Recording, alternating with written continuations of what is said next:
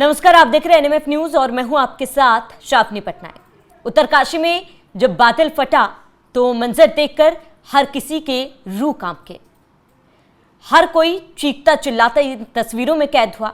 जिस तरीके से यहां पर बाढ़ आई और लोगों को अपने चपेट में लिया, देश भर में फिलहाल गम का माहौल है। लगातार यहां पर रेस्क्यू ऑपरेशन जारी है।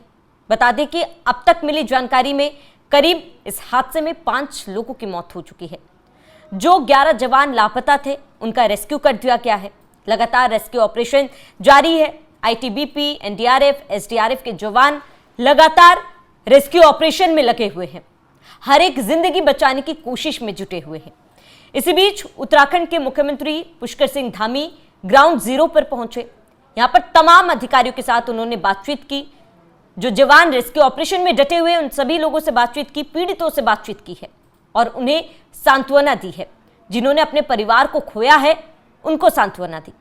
फिलहाल कितना नुकसान हुआ है इसका आंकलन करना मुश्किल है, हालांकि लगातार आंकलन करने में भी अधिकारी जुटे हुए हैं। कहा जा रहा है कि अभी तक करीब 150 से अधिक लोगों का रेस्क्यू किया जा चुका है। कई लोग अभी भी लापता है जिन्हें ढूंढने की कोशिश की जा रही है। और इसके साथ ही सीएम पुष्कर सिंह धामी ने एक मिनट की डिटेल दी है। बता दें कि सीएम पुष्कर सिंह धामी आज से 2 दिन तक रेस्क्यू कैंप में रहेंगे और यहां पर पल पल का अपडेट वो लेंगे। हर एक पल की मॉनिटरिंग सीएम धामी द्वारा की जा रही है और इसके साथ ही एरियल सर्वे भी सीएम धामी द्वारा किया गया है। पूरे मामले को लेकर सीएम धामी ने क्या कुछ जानकारी दी है वो सुनिए। अभी जो हमारा कल धराली की आपदा आई है, उस आपदा में सभी एजेंसियां हमारी वहां पर काम कर रही है। सेना के लोग भी काम कर रहे हैं बचाव और राहत के काम में। आईटीबीपी लगी है, एनडीआरएफ, एसडीआरएफ और स्थानीय लोग, सभी लोग आगे आकर, हमारे जनप्रतिनिधि भी सभी लोग बचाव के काम में लगे हैं। कल लगभग 130 के लगभग लोगों को रात को रेस्क्यू किया गया है और अभी लगातार खोजबीन जारी है। रास्ते में चूंकि काफी ज्यादा मौसम खराब होने के कारण से अनेक स्थानों पर मार्गों का जो संपर्क है वो कट गया है और कुछ पुल भी जो है क्षतिग्रस्त हो गए हैं। उसके कारण से वहां पर पहुंचना भी मुश्किल हो रहा है, लेकिन उसके बावजूद भी सभी एजेंसियां, सभी लोग जो वहां पर पहुंच गए हैं, रेस्क्यू के काम में लगे हैं। हमने राज्य के स्तर पर भी 10 डिप्टी एसपी, 3 एसपी और लगभग 160 पुलिसकर्मी भी इस काम में लगाए हैं जो राहत और बचाव के काम को करेंगे। इसी प्रकार से आपदा राहत का जो परिचालन केंद्र है देहरादून का, वो 24 घंटे काम कर रहा है, 24 घंटे समन्वय बना रहा है। सीएम धामी ने इस बात को लेकर भी ये जानकारी दी है कि रेस्क्यू ऑपरेशन तो किया जा रहा है, लेकिन मौसम खराब होने के कारण रेस्क्यू ऑपरेशन में देरी हो रही है और इसके साथ ही लोगों को परेशानी हो रही है, क्योंकि कई हेलीकॉप्टर्स रेस्क्यू ऑपरेशन में लगाए गए हैं लेकिन मौसम सही नहीं है। इसके वजह से हेलीकॉप्टर को उड़ान भरने में दिक्कत हो रही है और जिसके वजह से रेस्क्यू ऑपरेशन में समय लग रहा है। हालांकि लगातार लोगों तक राहत सामग्री पहुंचाई जा रही है, लोगों की मदद की जा रही है, लोग सुरक्षित रहे, उन्हें सुरक्षित जगहों पर पहुंचाया जा रहा है और सीएम ने आश्वस्त कराया है कि वो खुद पल पल के अपडेट पर नजर बनाए हुए हैं। वो यहां पर रहकर रेस्क्यू ऑपरेशन में नजर बनाए रखेंगे और इसके साथ ही सीएम ने कहा कि जल्द से जल्द लोगों तक मदद पहुंचाई जाएगी। और इसके साथ ही आपको बता दें कि सीएम ने कहा है कि फिलहाल जो नुकसान हुआ है उसका आंकलन किया जा रहा है और सरकार की तरफ से जल्द से जल्द इस नुकसान की भरपाई करने की कोशिश की जाएगी। लेकिन आपको बता दें कि जैसे ही इस आपदा की तस्वीरें सामने आई, हर कोई हैरान रह गया। जो प्रत्यक्षदर्शी थे उनका यह कहना था कि उन्हें 10 सेकंड भी नहीं मिला कि लोग अपनी जान बचा पाए। लोग डरे हुए थे, लोग इधर उधर भाग रहे थे, चीख रहे थे, चिल्ला रहे थे। लोगों का कहना था कि जो केदारनाथ आपदा 2013 में आया था ये ठीक उसी की तरह ही था। लोग सायरन बजाकर, सीटी बजाकर लोगों को बचने के लिए जागरूक कर रहे थे।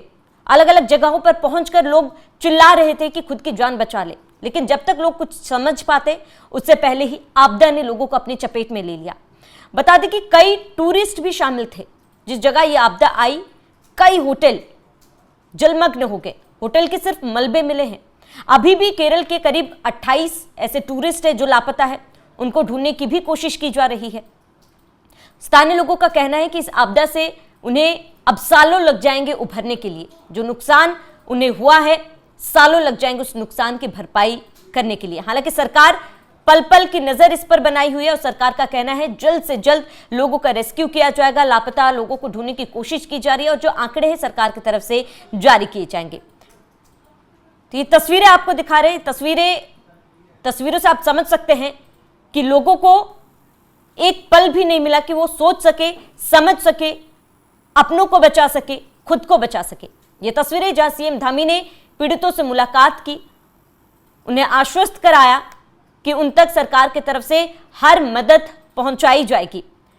बता दें कि फिलहाल सरकार की तरफ से भी कई जगहों पर अलर्ट जारी कर दिया गया है। आने वाले दिनों में भी भारी बारिश और इसके साथ ही बिजली और बादल फटने की संभावना है, जिसको लेकर सरकार मुस्तैदी से काम कर रही है, लेकिन लोगों को भी सतर्क रहने की भी हिदायत दी गई है सरकार की तरफ से। और इसके साथ ही आपको बता दें कि सरकार ने साफ कहा है कि लोग अपने घरों में ही रहें। और इसके साथ ही अमूमन अगर हम बात करें जून महीने की, जून से अगस्त तक के महीने में आमतौर पर उत्तरकाशी में बादल फटने की कई घटनाएं देखी गई हैं और लोगों को महीनों पहले सरकार की तरफ से जागरूक भी किया गया है, कहा गया है कि इन जगहों को खाली कर दिया जाए, लेकिन उसके बावजूद भी लोग यहां पर रह रहे थे। जाहिर सी बात है, सालों से इनका घर यहां पर है। हालांकि सरकार ने फिलहाल करीब 6 जिलों में रेड अलर्ट जारी कर दिया है और लोगों को सतर्क रहने की भी अपील की। सरकार की तरफ से भी लोगों का रेस्क्यू किया जा रहा है और लोगों को सुरक्षित स्थानों पर पहुंचाया जा रहा है। फिलहाल आपका इस पूरे मामले पर क्या कहना है, हमें कमेंट कर जरूर बताएं। साथ ही बने रहिए एनएमएफ न्यूज के साथ। देखिए, पूरा धराली पूरी तरह से जो है आपदा की चपेट में आ गया और कल की घटना के बाद कई चरणों में वहाँ मलबा आया है। जैसा आज मैंने वहाँ पर जाकर जब सभी लोगों से मुलाकात करी, लोगों से बातचीत करी और घटना के बारे में जानकारी ली, तो उन्होंने बताया कि सबसे पहले आया, उसके बाद फिर आया, दोबारा 3, 4, 5, 6 बार जो है इस प्रकार से बार बार मलबा आया और वहाँ पर सभी कुछ आपदा की भेंट चढ़ गया। साथ में वहाँ शाम तक जो है सेना के लोगों ने 190 के करीब लोगों को रेस्क्यू किया है। धराली के दाहिनी तरफ से लगभग 120 लोग और धराली के बाईं तरफ से 70 लोगों को रेस्क्यू किया गया है, उनको सुरक्षित स्थानों पर पहुंचाया गया है। अभी घायलों को भी जो है वहां से रेस्क्यू करके उत्तरकाशी लाया जा रहा है। कुछ को वहां एम्स में जो जरूरी उनको हायर सेंटर रेफर किया जाएगा। सभी घायलों के भी स्वास्थ्य की पूरी चिंता की जा रही है। साथ में वहाँ एक पानी का जमाव भी हो गया है हरसिल के पास और उसकी सड़क पूरी तरह से और वहाँ का जो एक हेलीपैड था वो पूरी तरह से जलमग्न हो गया है। इसी प्रकार गंगनानी के पास लाछी गाड़ पर वहाँ पुल था, वो पुल भी आपदा की भेंट चढ़ गया है। पूरा संपर्क मार्ग जगह जगह पर कई स्थानों पर पूरी तरह से भूस्खलन की चपेट में आ गया है। अभी बिजली और टेलीफोन, ये मोबाइल चूँकि वहाँ पर रिस्टोर करना है, बिजली की सुविधा अभी नहीं पहुँच पाई है, सड़कों का काम होना है। सेना के साथ मिलके हम लोग इस पर पूरा प्लान कर रहे हैं। बीआरओ भी उस काम में लगाया है, हमारा आपदा प्रबंधन, पीडब्ल्यूडी डिपार्टमेंट, एनएच सभी मिलकर जल्दी से जल्दी करेंगे।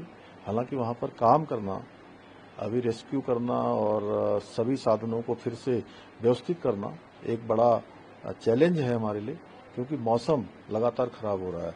आज मैं भी 2 बार पहले अटेम्प्ट कर चुका था, 2 बार पहले जाने का हमने प्रयास किया, नहीं जा पाया और उसके बाद तीसरी बार में हम वहाँ जाने में हमको सफलता मिली है।